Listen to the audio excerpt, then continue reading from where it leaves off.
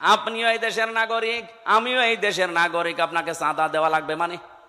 আমি কি চাঁদের দেশ থেকে এসেছি? এটা সম্ভব। শুধুমাত্র ইসলামকে আপনি এনে দেন, 5 বছর লাগবে না।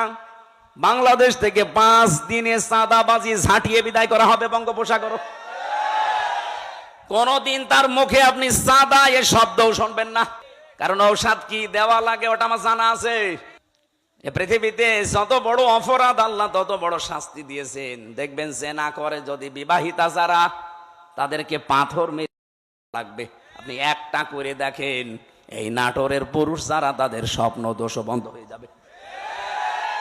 জেনা করা কারণ দৃশ্য মনে হবে ওরে বাবা, কোনো ফতোয়াবাজি করবেন না।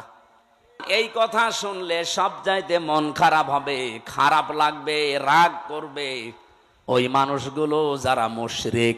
বলে আমির হামজা মাটির নিচে ওয়াজ করেন, তো মাটির নিচে আপনি কেমন চলে গেছেন? আপনি তো উপরে আছেন, উপরে থাকতে হলে স্বস্তি শান্তি নিরাপত্তা নিয়ে কিভাবে থাকা লাগবে, তো ওইটা এখন তৈরি করা লাগবে না?